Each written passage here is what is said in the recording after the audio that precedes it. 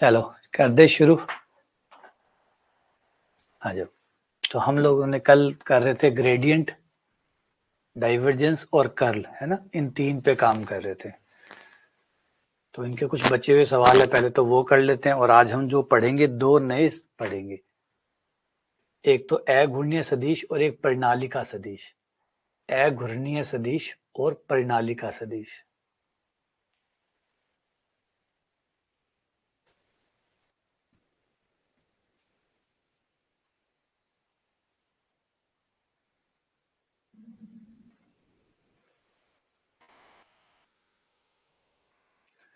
चलो यहां से ही शुरू कर देते हैं। ये रहा सवाल, वैसे रिपीट है लेकिन कोई बात नहीं, एक बार और करना बनता है, एक बार और करना बनता है।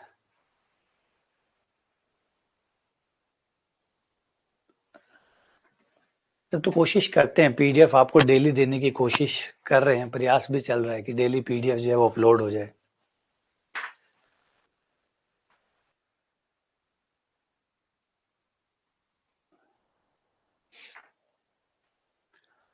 तो ये कल ही हमने क्वेश्चन किया था, है ना, कि आर वेक्टर है, आर वेक्टर का डाइवर्जेंस आपको निकालना है। इसके कल हमने दो सवाल किए थे, तो ये अच्छे सवाल है, तो एक बार इन पे चर्चा होनी भी चाहिए दोबारा। एक तो ये था, है ना, divergence of R, R vector का डाइवर्जेंस। एक आर कैप का था, है ना, दो थे, एक आर कैप का भी था, आर कैप का था, आर का तो थोड़ा बारीक डिफरेंस था और उसमें हमें परेशानी भी हुई थी, है ना। आज मैं आपको कल वाले सवाल बता देता हूँ। कल हमने दो सवाल किए थे, बड़े प्यारे सवाल थे क्योंकि बहुत नजदीक सवाल थे, तो पेपर के हिसाब से ये आने वाले सवाल थे। एक तो था आर सदिश, है ना, ये तो आपको याद होगा, ये तो यही रहा, divergence of are.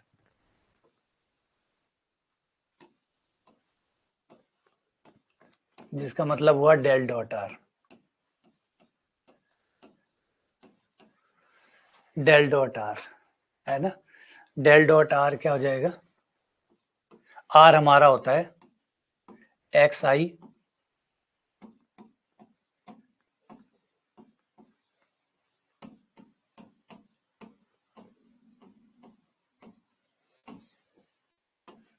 Dot X I plus Y J plus Z के।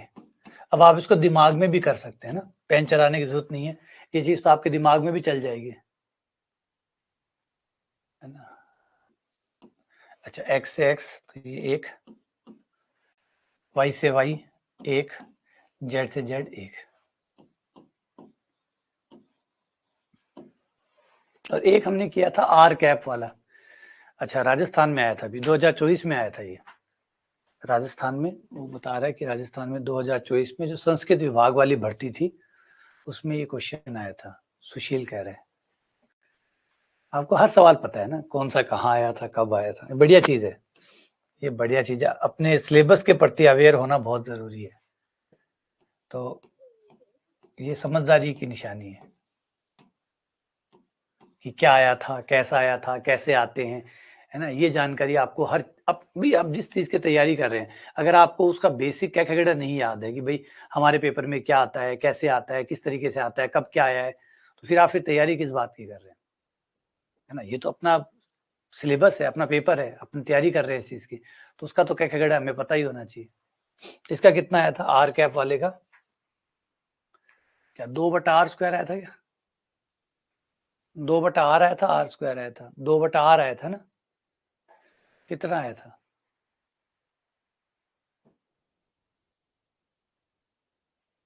2/r आया था, ठीक है। हाँ बस अब ठीक है, एक बार कर लिया ना, अब इसको याद कर सकते हो आप लोग।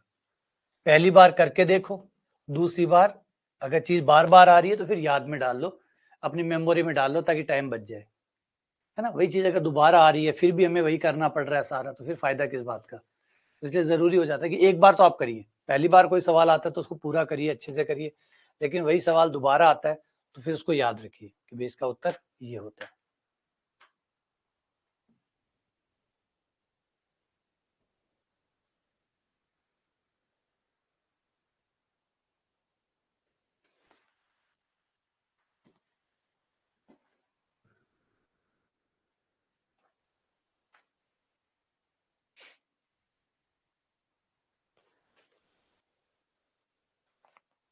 ये सवाल भी कल हमने किया था, इस टाइप का ही किया था, एक सवाल इस टाइप का ही किया था। और आप में से कई बच्चे एक बात कह रहे थे, वो बहुत इंपॉर्टेंट थी, कि ये एक परमे भी है। अगर किसी भी सदिश फलन का आप कर्ल निकालते हैं, उसके बाद डाइवर्जेंस निकालते हैं, तो कोई फर्क नहीं पड़ता कि फलन कौन सा था, कोई भी फर्क इस बात से नहीं पड़ता कि कौन सा फलन था। ये एक परमे है कि अगर किसी भी सदिश फलन का आप कर्ल निकाल लो, किसी भी सदिश फलन का आप कर्ल निकाल लो, और कर्ल निकालने के बाद में हाथों हाथ अगर आप डाइवर्जेंस निकाल लो, तो फिर वो जीरो ही आएगा। ये परमे कहती है। कोई फर्क नहीं पड़ता कि एफ कौन है, कोई भी फर्क नहीं पड़ता कि एफ कौन है। तो ये एक छोटा रिजल्ट हो गया, आइडेंटिटी होगी। बिल्कुल, ये एक आइडेंटिटी है, सर्वसमीका है, जो हर सदिश फलन के ऊपर काम करती है। किसी भी सदिश फलन का अगर कर्ल निकालने के बाद हाथों हाथ आप डाइवर्जेंस निकालेंगे, वो जीरो ही आएगा, वो जीरो ही आएगा। ठीक है ना? बिल्कुल, ये रिजल्ट याद रखिएगा। तो अब आपको कोई फर्क नहीं पड़ता कि एफ कौन है, आपका उत्तर फिक्स हो गया कि जीरो ही आएगा। तो ये आपका आंसर आ गया जीरो। देन आपको देखने की जरूरत भी नहीं है, क्योंकि ये सर्वसमीका है। ये सर्व निकालना चाहो तो निकाल सकते हो, ऐसा तो होगा नहीं, निकालना चाहो तो निकाल सकते हो। अगर आप चाहो तो कर्ल निकाल लो। कल भी हमने सवाल किया था, ये ऐसा ही सवाल सेम किया था, करके किया था हमने। पहले कर्ल निकाला, फिर डाइवर्जेंस निकाला, जीरो आया था, है ना? तो क्यों आया था जीरो? क्योंकि ये परमे है, ये सर्वसमीका है, ये जीरो ही देगी हर बार। कोई फर्क नहीं पड़ता कि एफ कौन है, चाहो तो करके निकाल लो, जीरो तब भी आना है, और परमे है तो बाकायदा जीरो ही आना है ना? कल ही किया था हमने, कल हमने इसको पूरा किया था, कल तो हमने पूरा किया था, ताकि यकीन हो जाए कि यहाँ पे जीरो आता है। आज सीधा परमे से कह रहे हैं कि जीरो आएगा।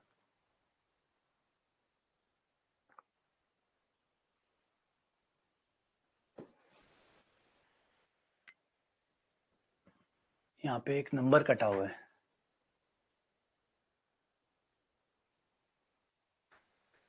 Gradient of the scalar function. इस फंक्शन का ग्रेडियंट निकालना है, और पॉइंट, एक पॉइंट गायब है,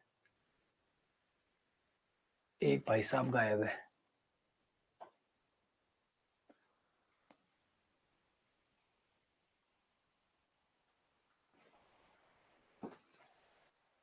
वन मान ले या जीरो?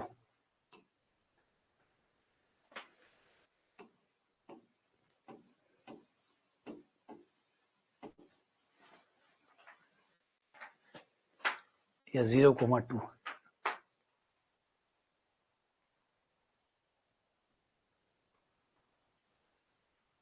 एक मान लो, 1,1, 1,1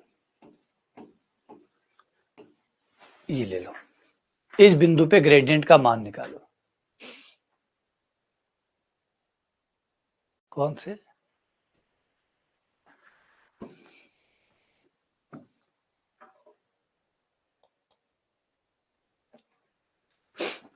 कौन सा कह रहे हो?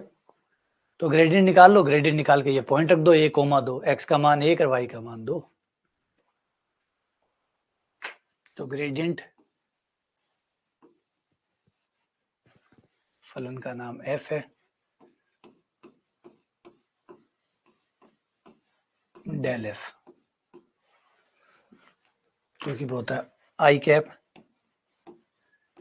Del F over del X plus J cap del F over del Y plus K cap del F over del Z.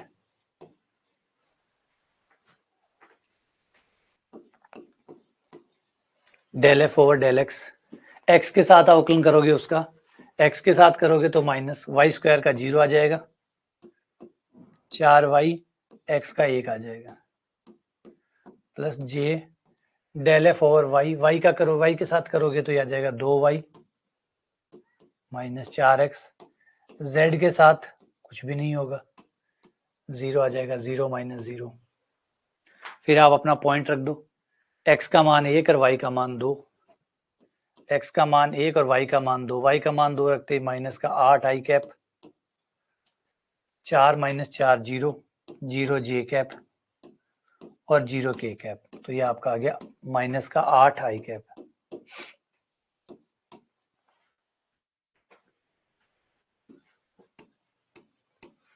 Minus का 8 आई कैप।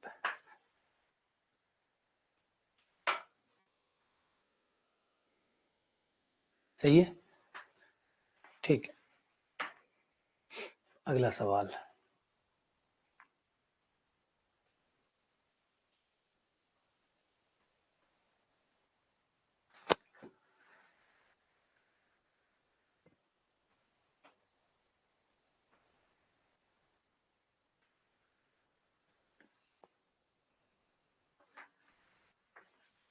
v बराबर 3x(z) आई कैप 2xy(z) जे कैप माइनस y(z²). ये बस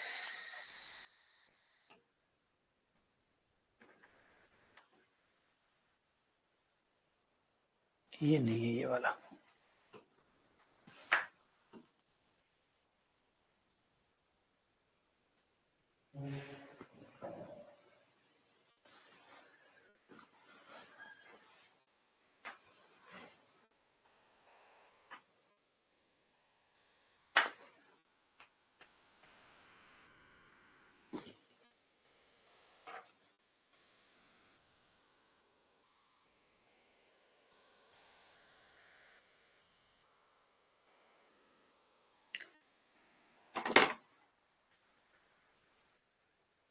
नन ऑफ दीज, कोई नहीं है क्या इनमें से? ठीक है, divergence v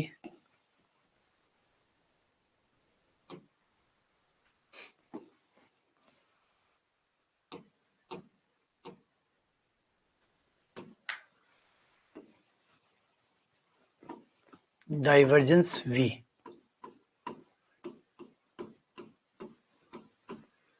del dot v।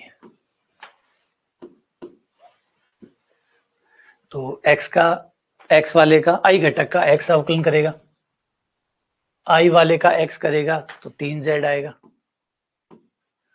Plus j वाले का y करेगा तो 2xz बाहर आ जाएगा, y का 1 हो जाएगा, प्लस इसका z के साथ करेंगे तो माइनस का 2yz आ गया,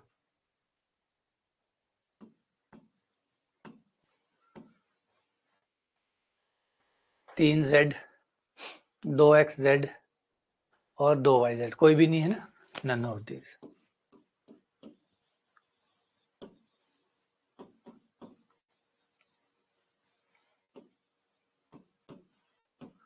नन ऑफ दिस।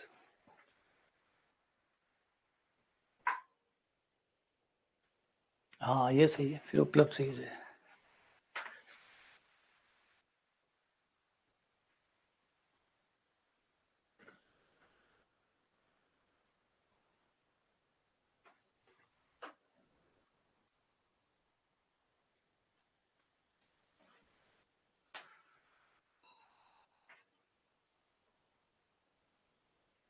नहीं कोई दिक्कत नहीं, ये ज्यादा ठीक लगते हैं मुझे लगता है ये शुरुआत में भी मैंने लास्ट टाइम भी एक चीज की थी, मैंने कहा था कि जब भी 50 सवाल करें 5 सवाल ऐसे होने चाहिए जिसका कोई उत्तर ना हो, उससे क्या होता है कॉन्फिडेंस बढ़ता है ना। इनको नेगेटिव मत लीजिए, देखिए हर चीज नेगेटिव नहीं जाती कि भाई कोई उत्तर नहीं है कोई बात नहीं, हमारा कॉन्फिडेंस बढ़ रहा है अपने ऊपर।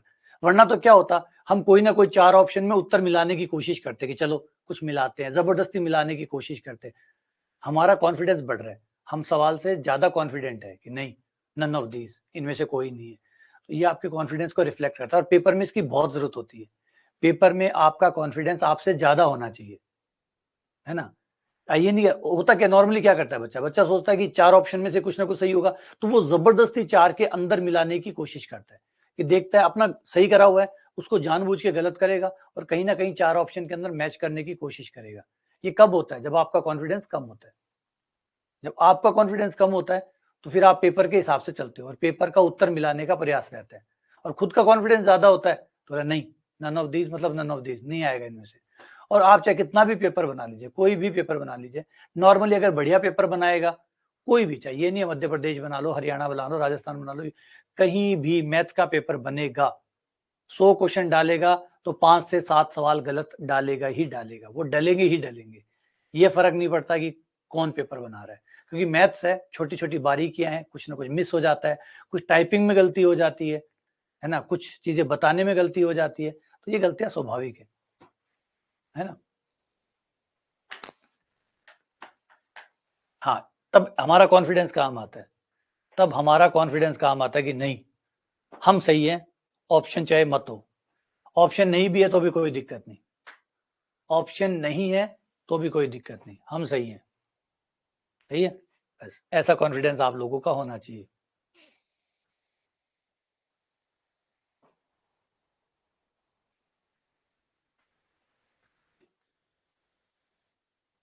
ये रहा आपका फाई और ग्रेडियंट निकालते हैं।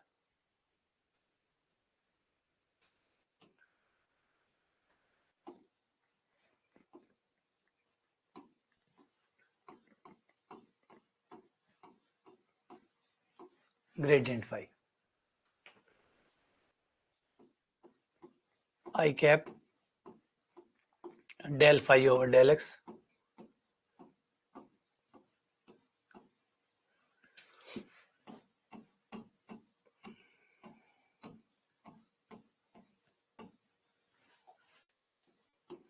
Del phi over del X, X के साथ करोगे तो ये हो जाएगा 6xy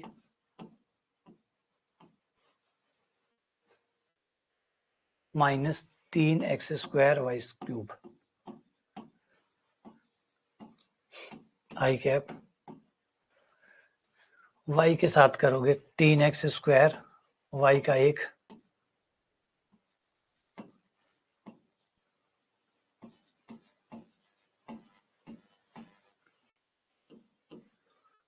z के साथ कोई है ही नहीं, 0 के कैप, शायद ये z होना चाहिए था, कोई ना, 1 माइनस 1 2, 1 माइनस 2 1,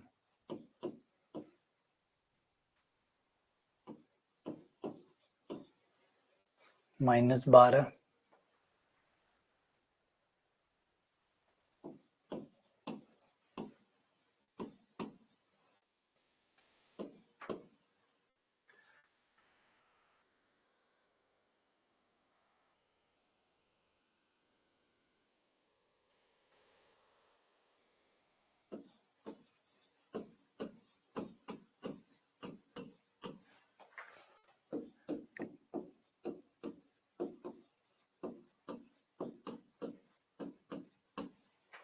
बारह आई,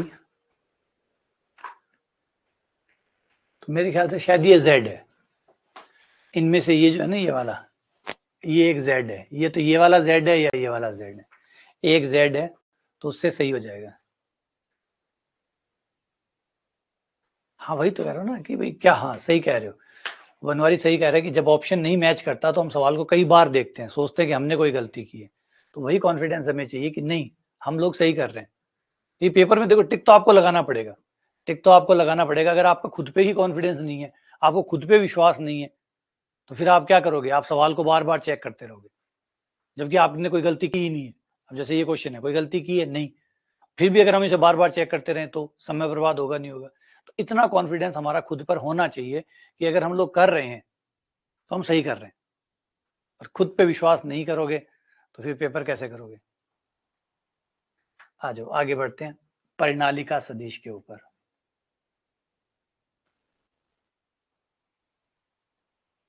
परिणालिका सदिश,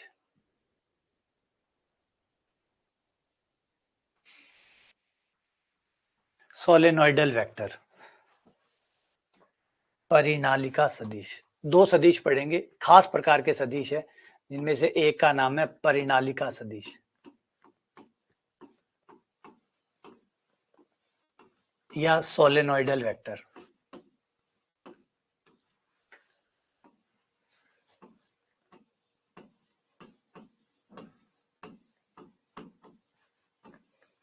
इस पे पहले सवाल आए हुए हैं कई बार, एक सोलेनोइडल वेक्टर, एक अघूर्णीय सदिश।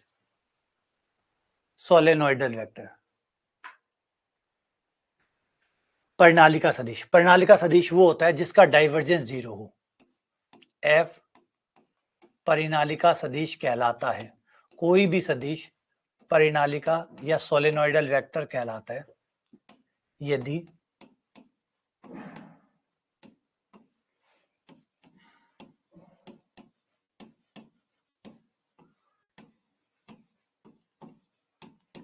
उसका डाइवर्जेंस जीरो हो, उसका divergence del dot F zero. अगर किसी सदिश का डाइवर्जेंस जीरो आता है ना, अभी हमने देखा कई सवाल थे जिनके डाइवर्जेंस जीरो आ रहे थे, जिनके डाइवर्जेंस जीरो आते हैं वो सदिश परिनालिका सदिश कहलाते हैं। एग्जाम्पल के लिए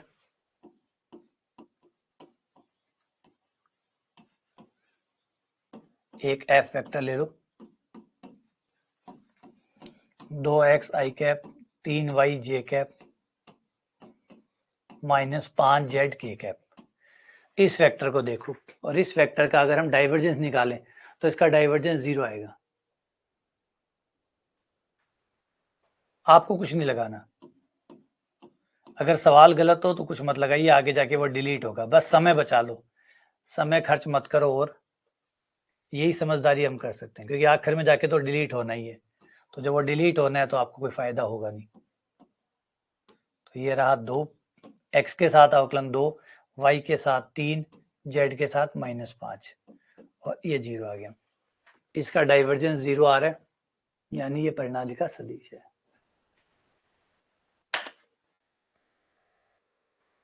आ जाओ कुछ एक दो क्वेश्चन करते हैं इस पे।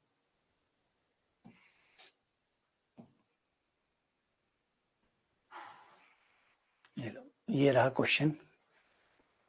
अब यहाँ पे दिया हुआ है कि ये परिनालिका सदिश है, ऑलरेडी है, तो बताओ अल्फा का मान कितना होगा। ये परिनालिका सदिश है, आपको अल्फा बताना है, अल्फा कितना होगा।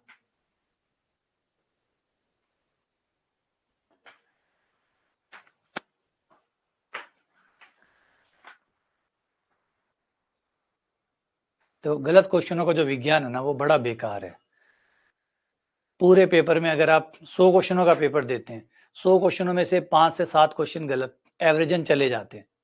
अगर एकदम हल्का सा पेपर बनाया, इजी पेपर बनाया तो बात अलग है। अगर थोड़ा भी ढंग का पेपर बनाया, हल्के थोड़े से सवालों का लेवल अच्छा रखा, तो 5 से 7 सवाल गलत जाएंगे। अब 5 से 7 सवाल गलत जाएंगे, इनका विज्ञान देखिए कितना बुरा है।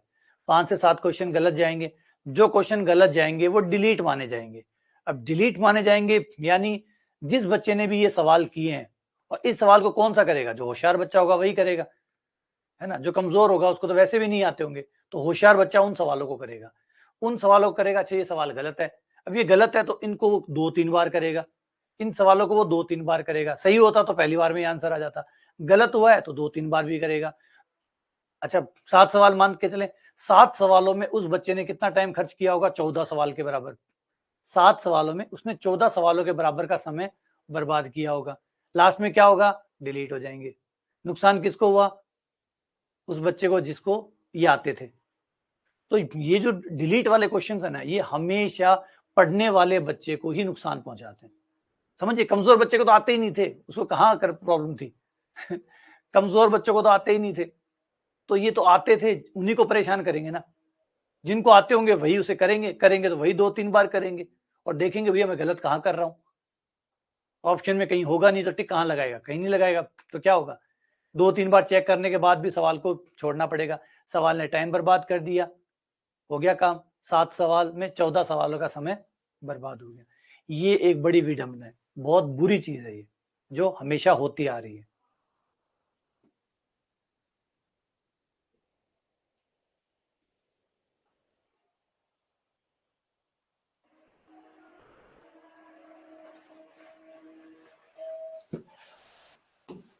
तो यहाँ पे आपको अल्फा का मान निकालना है। अब ये क्वेश्चन क्या कह रहा है कि ये परिनालिका सदिश है ना, ये परिनाली है, मतलब सोलेनोइडल है। अब सोलेनोइडल है, इसका नाम क्या रखा है, एफ।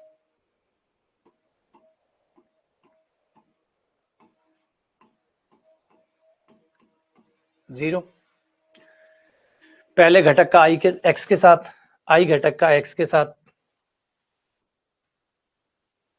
इसका एक्स के साथ करोगे तो एक्स का 1, 3y का 0, प्लस फिर जे घटक का वाई के साथ, फिर इसका वाई के साथ करोगे तो आ जाएगा 1 माइनस 0,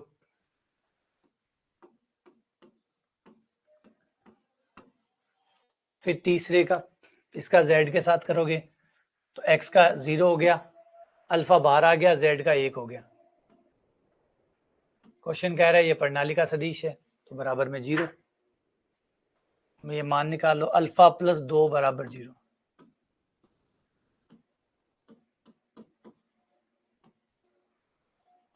अल्फा का मान -2, ये आपका आंसर आ गया।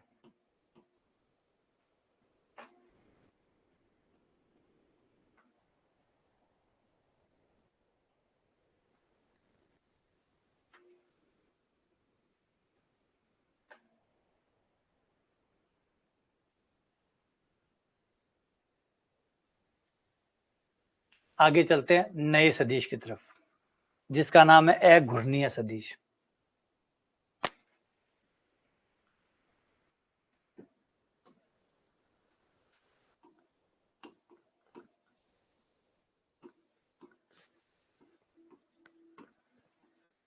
अघूर्णीय सदिश, इरोटेशनल वेक्टर।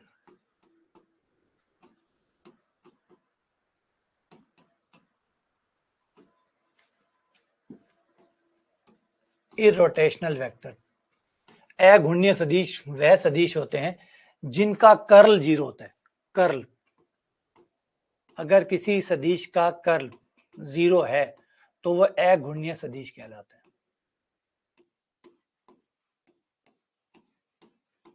आप उसका कर्ल निकालें और कर्ल अगर 0 सदिश आ रहा है मतलब ये अघूर्णीय इरोटेशनल वेक्टर है।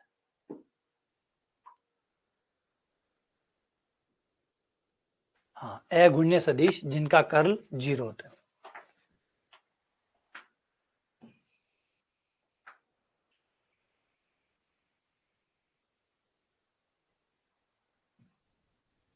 ये थ्योरी का क्वेश्चन।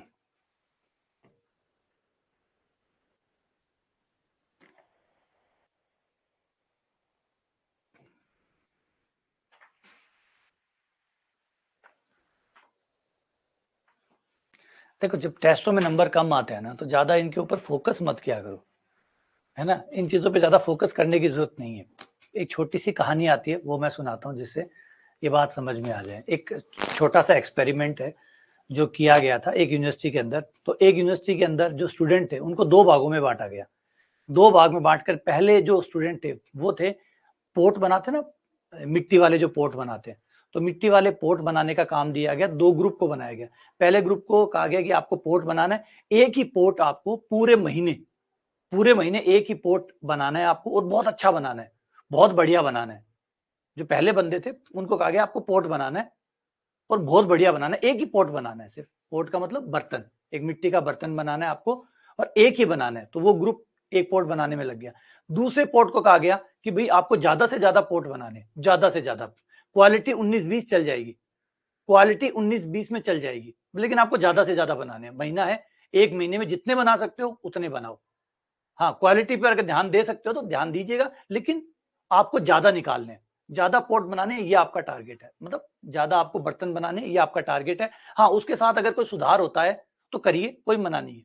ये लगातार चला, 1 महीना ये एक्सपेरिमेंट चलता है। 1 महीने बाद जब उसके रिजल्ट आते हैं तो उम्मीद क्या होगी कि जिन बंदों को 1 महीने के लिए एक पोर्ट बनाने को दिया गया उनकी क्वालिटी बेहतर होगी। यही होगा, जिसको 1 महीने, पूरा 1 महीना दिया खाली एक पोर्ट बनाने के लिए, और उन्होंने कहा कि तोड़ के बार बार नए नए बना के, चाहे आपको एक ही बनाना है, बहुत अच्छा बनाना है।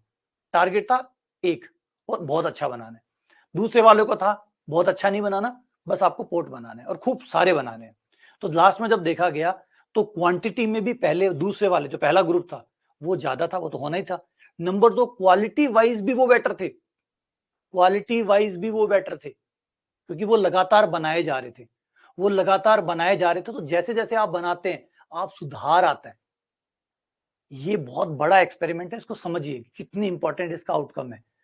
वो जो फर्स्ट वाला ग्रुप था जिसको कहा गया कि आपको ज्यादा से ज्यादा पोर्ट बनाने, तो जब भी वो एक पोर्ट बनाते उसके बाद जब दूसरा पोर्ट बनाते तो वो और बेहतर हो चुके होते। दूसरा पोर्ट उनका और अच्छा बनता, तीसरा पोर्ट उनका और अनकॉन्शियसली ना पता होने के बावजूद भी वो लोग उसको अच्छा कर रहे थे और लास्ट में उनके जो पोर्ट बना वो उन बंदों के मुकाबले ज्यादा बेटर था जिन्हें सिर्फ एक पोर्ट दिया गया। तो यही हमारे जीवन में काम करता है। अगर आप नंबरों पे बात करेंगे, मेरे पहले टेस्ट में 5 नंबर आए, मेरे पहले, इस पे फोकस करने के बजाय क्वालिटी पे फोकस करिए, खूब सारे टेस्ट दीजिए, धीरे धीरे आप बेहतर होते चले जाएंगे, धीरे धीरे आप बेहतर होते चले जाएंगे। अगर आप ये करेंगे मेरे 2 नंबर आ गए, मेरे 5 कैसे आए, 5 आ गए तो 15 कैसे आए, 30 कैसे आए, इस पे टारगेट मत करिए। ज्यादा से ज्यादा पढ़ने की कोशिश करिए, ज्यादा से ज्यादा टेस्ट देने की कोशिश करिए, धीरे धीरे हर टेस्ट आपको बेहतर बना रहा है, चाहे उसमें 0 नंबर ही क्यों ना आ रहे हो, 0 छोड़ो माइनस के भी क्यों ना आ रहे हो।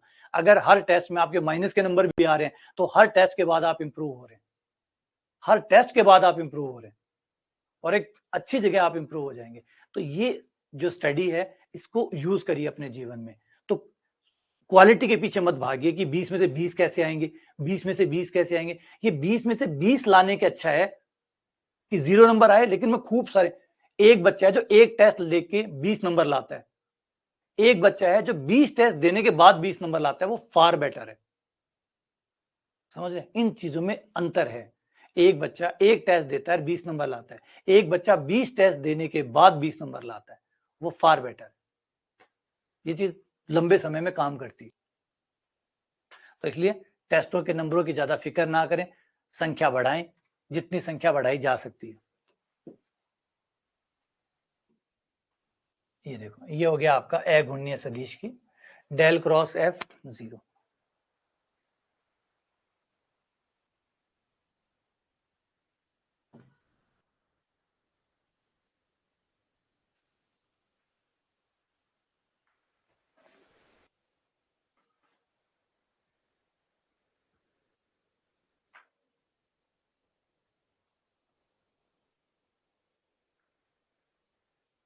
हाँ, एफ के ऊपर चिन्ह नहीं लगा हुआ था, एफ के ऊपर चिन्ह गायब था।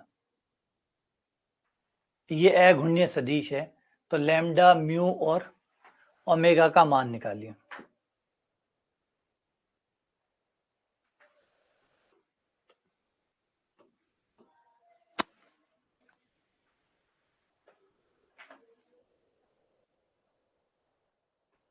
तो ज्यादा नंबरों के पीछे मत भागिए, आप अपने टेस्टों को पूरा करिए, आप अपने कंटेंट को पूरा करिए। अब कई बच्चे क्या होते हैं, सर यहाँ डाउट है, यहाँ डाउट है, तो डाउट किसको नहीं है?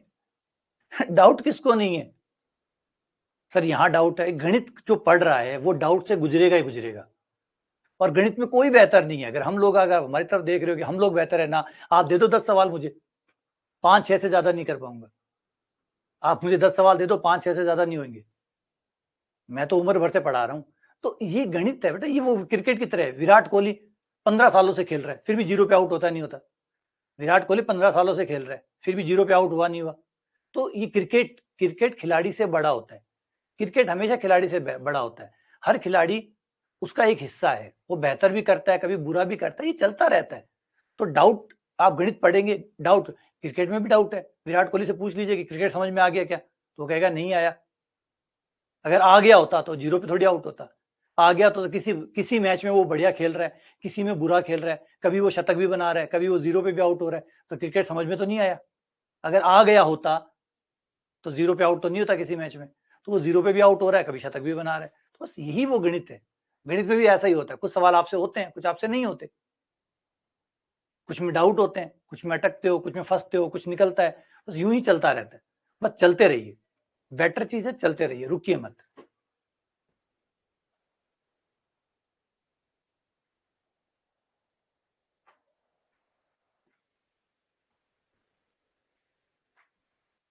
तो ये हमारा एफ ले लेते हैं, सदिश फिल्म।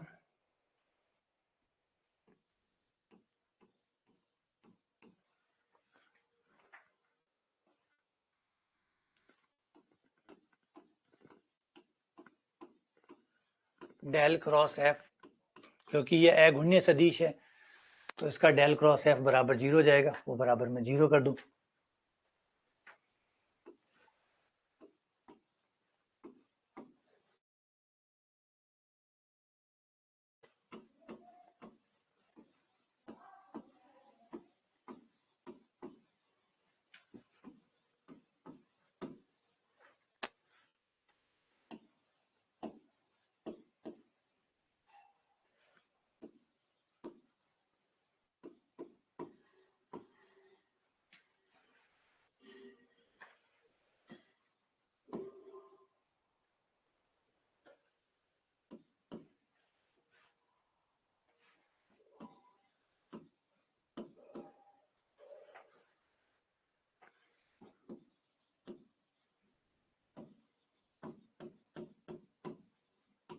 ओमेगा वाई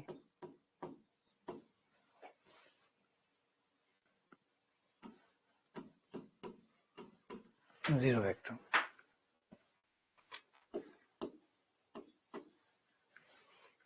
अब इसका y के साथ होगा, y के साथ होगा तो ओमेगा आ गया, माइनस x का जीरो, ओमेगा z का जीरो, z के साथ करोगे तो ये जीरो, ये जीरो, ये 3 आ गया।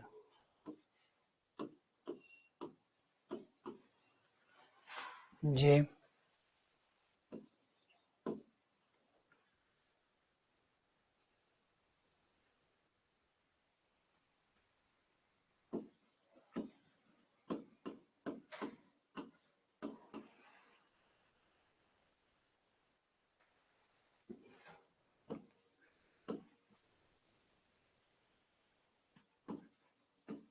बराबर जीरो वेक्टर। अब जीरो वेक्टर है, इसका मतलब आई भी जीरो है, जे भी जीरो है, के भी जीरो है। जीरो वेक्टर का मतलब होता है जीरो आई, जीरो ही जे और जीरो ही के। तो सारे घटक जीरो होने चाहिए, सारे घटक जीरो होने चाहिए, आई घटक भी जीरो होना चाहिए। तो W minus 3, omega minus 3 zero होना चाहिए, तो ओमेगा बराबर 3 आ गया। ये भी जीरो होना चाहिए, तो -2 माइनस लैम्डा माइनस ये वाला जीरो होना चाहिए, तो -2 प्लस लैम्डा बराबर जीरो, लैम्डा बराबर 2।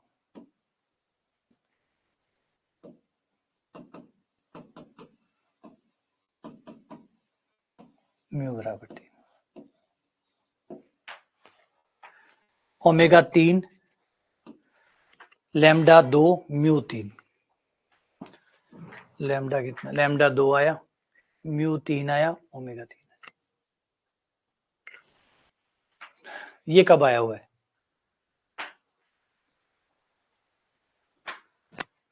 इसकी कोई जानकारी? ये भाई कब आया हुआ है?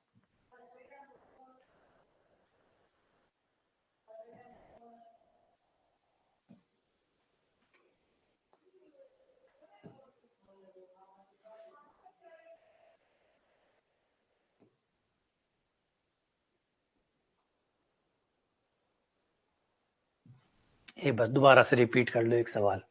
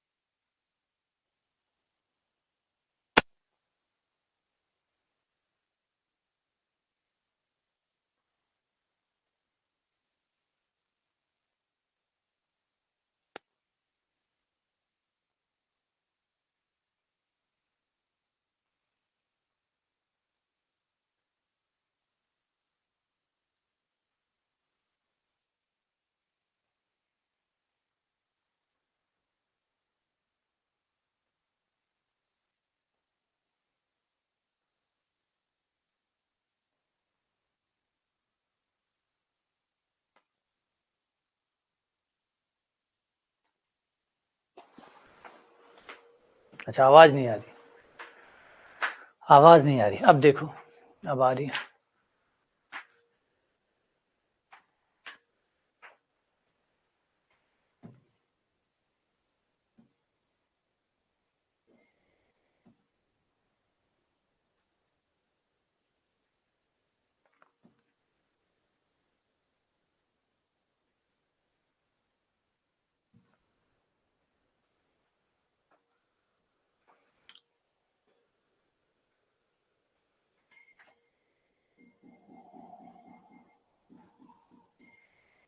नहीं रहेगा, कोई सा भी नहीं, बस बारी आने की देरी है।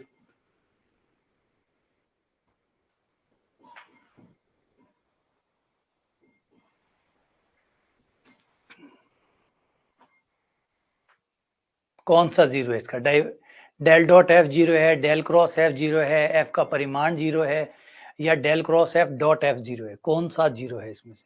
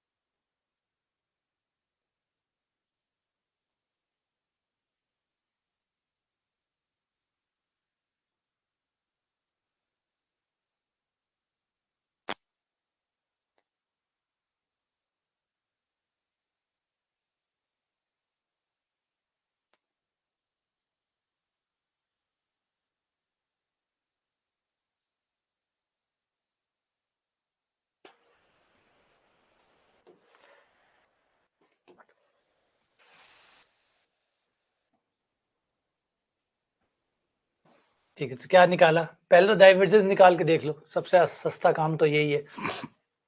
डाइवर्जेंस 0 हो जाए तो और ही बढ़िया काम है। तो डेल डॉट एफ निकालते हैं। डेल डॉट एफ निकालेंगे तो इसका एक्स के साथ होगा तो 1, वाई का 0, 1 का 0, फिर उसका वाई के साथ होगा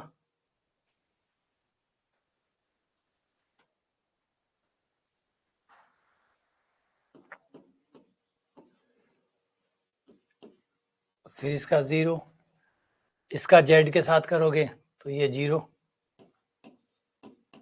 तो ये तो 1 आ गया, 0 नहीं आ रहा, इसका मतलब ये तो गलत है। डेल डॉट एफ तो 0 नहीं है।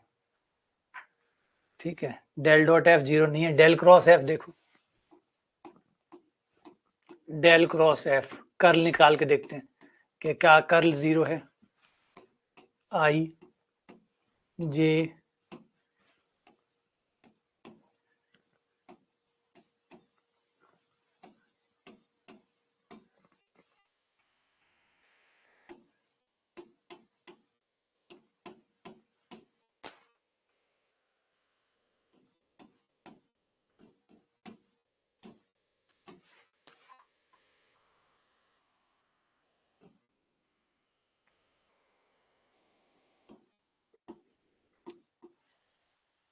इसका करोगे तो यह आ जाएगा माइनस एक्स का 0, वाई का 1, माइनस का 1, जेड के साथ 0, माइनस जे एक्स के साथ माइनस का 1, जेड के साथ 0, प्लस के कैप एक्स के साथ 0, वाई के साथ माइनस 1। तो ये हो गया माइनस का आई प्लस का जे माइनस का के, यानी ये भी 0 नहीं आया। कोई बात नहीं, ये भी कैंसिल। फिर F dot del cross F करके देखते हैं। एफ का और डेल क्रॉस एफ का, डेल क्रॉस एफ निकाल ही लिया है, एफ के साथ डॉट गुणा करते हैं। डॉट गुणा में आई से आई गुणा होता है, आई से आई गुणा हो गया, जे से जे गुणा हो गया,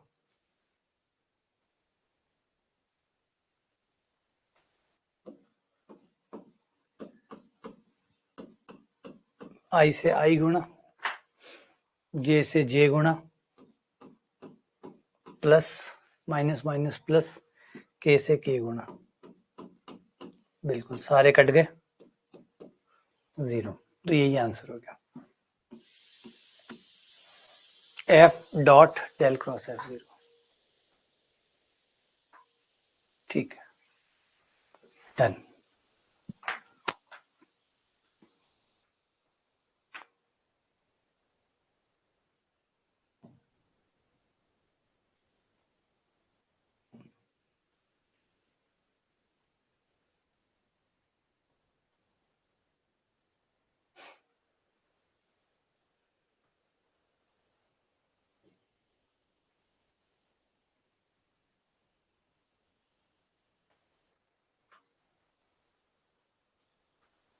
आर सदिश बटा आर क्यूब,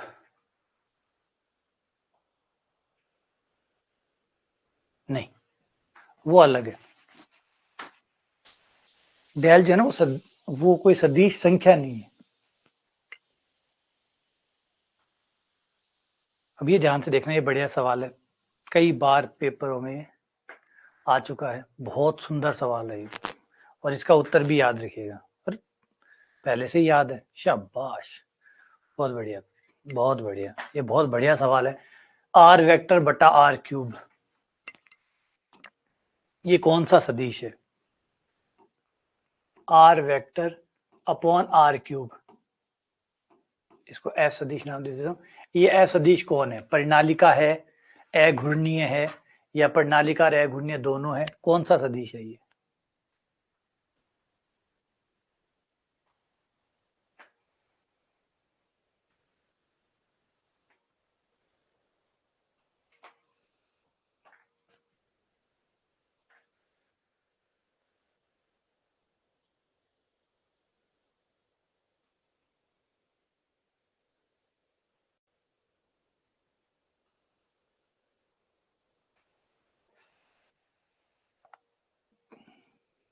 वो डाइवर्जेंस के साथ होता है। आ जाओ, मैं इसका प्रणालिका वाला करके दिखाता हूँ। प्रणालिका, इसका डाइवर्जेंस निकाल के दिखाता हूँ। इसका डाइवर्जेंस देखिए, वही इंटरेस्टिंग है।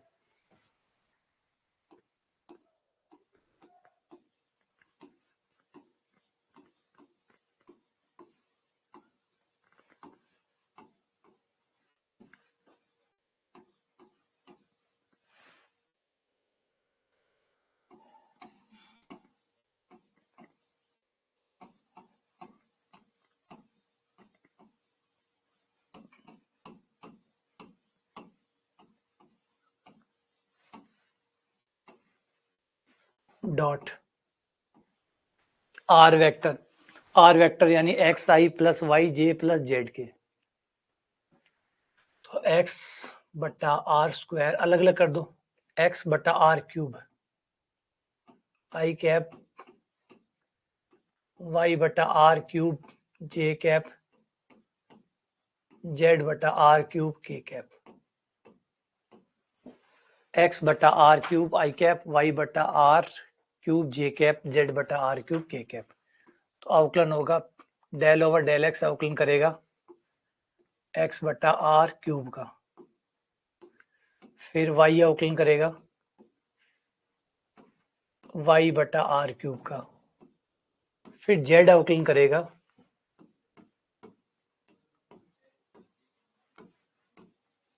जेड बटा आर क्यूब का।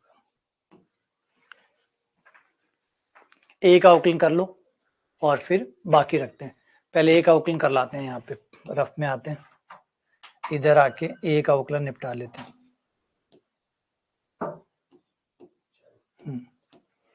एक्स बट्टा आर क्यूब आपका बाहर, एक्स का अवकलन एक, एक्स क्यूब का, फिर आपका एक्स बाहर आर क्यूब का 3r स्क्वायर, खुद आर का del are over del X बट्टा आर क्यूब का स्क्वायर। भाग के नियम से अवकलन कर दिया, भाग के नियम से अवकलन कर दिया। भाग का नियम क्या कहता है, नीचे वाला बाहर ऊपर वाले का अवकलन माइनस ऊपर वाला बाहर नीचे वाले का अवकलन। तो आर क्यूब का 3r स्क्वायर, खुद आर का del are over del X बटा नीचे वाले का होल स्क्वायर। और आप लोगों को बताया था कि लास्ट एक क्वेश्चन किया था कल हमने कि del are over del X बराबर होता है एक्स बटा आर। अगर आर वेक्टर का आर जो परिमाण है उसका एक्स के साथ अवकलन करोगे तो एक्स बटा आर आएगा, वाई के साथ करोगे तो वाई बटा आर आएगा, जेड के साथ करोगे तो जेड बटा आर आएगा। तो ये हो गया आपका R cube 3x R square X बटा आर की पावर 6। लघुत्तम ले लो, लघुत्तम आर आ जाएगा, आर की पावर 7 आ जाएगा, ऊपर आर की पावर 4 आ जाएगा।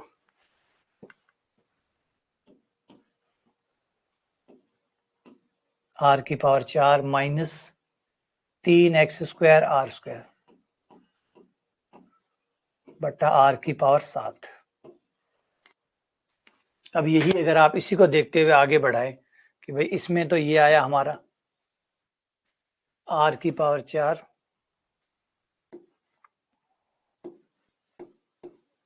Minus 3x square are square बटा आर की पावर 7। तो जब मैं y के साथ करूंगा तो सेम ऐसा ही आएगा, बस x की जगह y आएगा। तो आर की power 4 minus 3 y square are square, और फिर मैं z के साथ करूंगा तो यही आएगा आर की power 4 minus 3 Z square are square.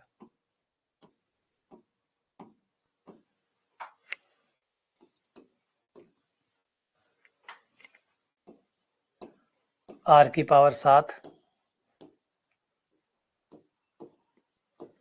3x square are square Y square are square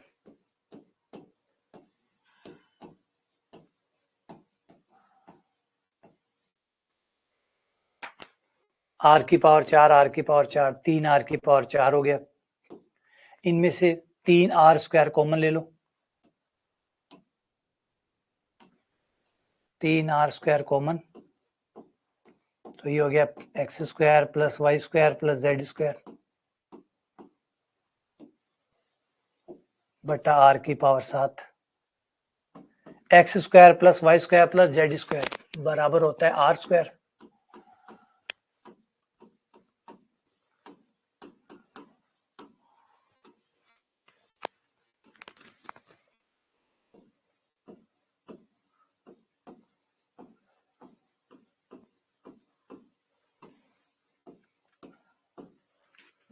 तीन आर की पावर 4, 3 आर की पावर 4 कट गया, आर की पावर 7, क्या क्या जीरो।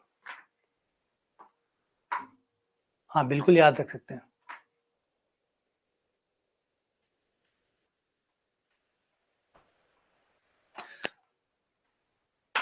अच्छा अघूर्णीय है ये, क्या ये अघूर्णीय है?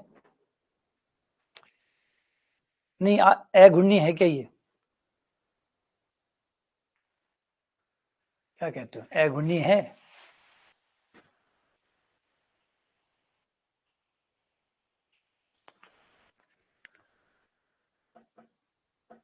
अघूर्णीय तो नहीं लगा यार, है ये? अच्छा है, मतलब इसका कर्ल भी जीरो है, तो बढ़िया, सुंदर है ये तो, बहुत सुंदर है अगर इसका कर्ल भी जीरो है तो।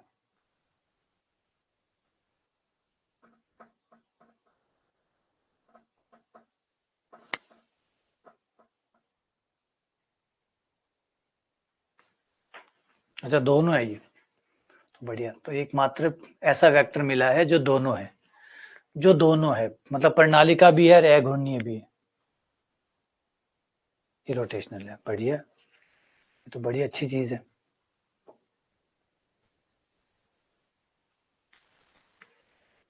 ठीक है, अगर आप अघूर्णीय को चेक करें,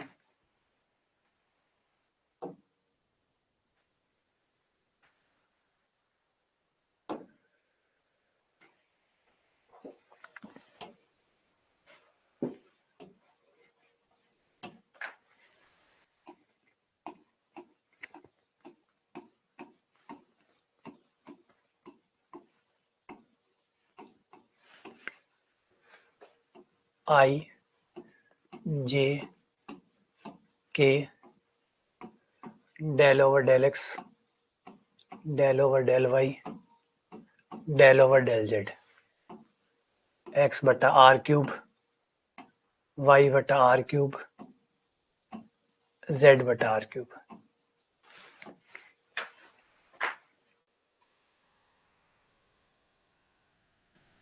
आ जाओ एक ही करके देख लेते हैं, आई वाला निकाल लेते हैं, बहुत है, आई वाले से ही पता लग जाएगा।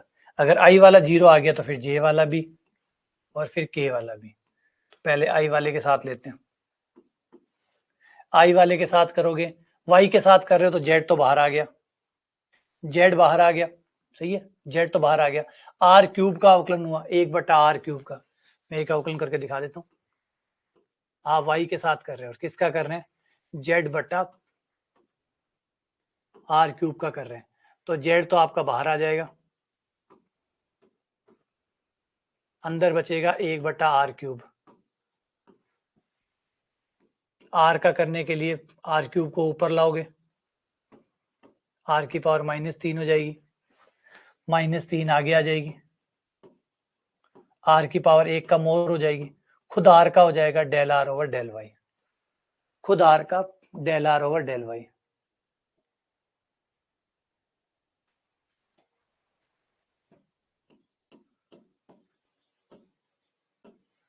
ये 1 बटा आर की power 4 del are over del y, y बटा आर बन गया, ये वाई बटा आर हो गया, -3 वाई जेड आर की पावर 5,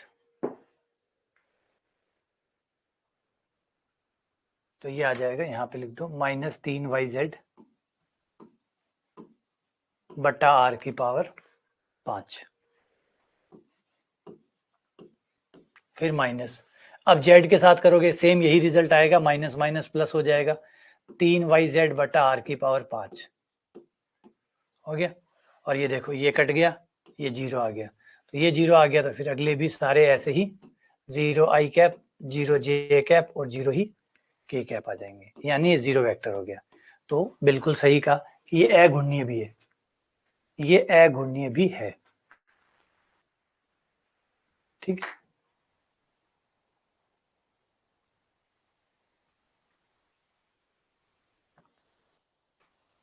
चलो एक वो जो रिजल्ट आपने याद किया हुआ है वो बता दो।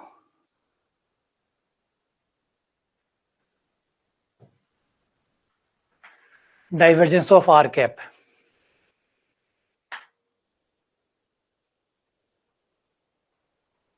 हाँ, जब डाइवर्जेंस 0 होगा वो सोलेनोइडल होगा।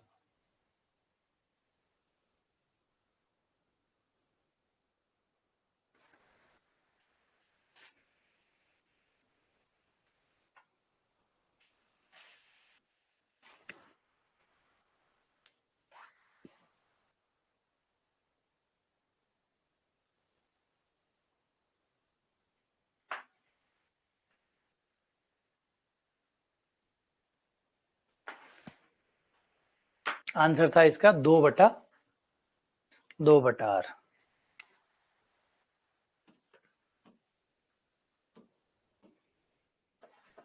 2/R, बस इसी के साथ हमारा डाइवर्जेंस, कर्ल और ग्रेडियंट वाला पार्ट पूरा हो गया।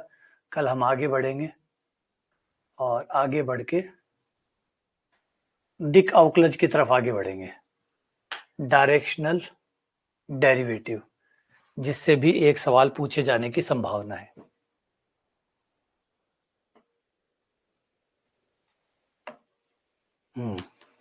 ठीक है, चलो मिलते हैं आप लोगों से। ओके।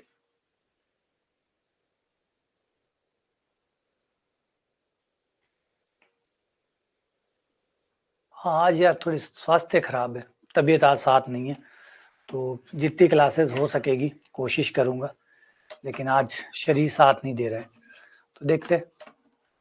क्लास तो शेड्यूल की हुई है 9:15 की, अगर शरीर ने साथ दिया तो 9:15 मिलते हैं, और नहीं साथ दिया तो मैं क्लास को हटा दूंगा, आपको पता लग जाएगा। तो देखते हैं आज कितना रहता है, कोशिश करूंगा। ठीक है, ओके।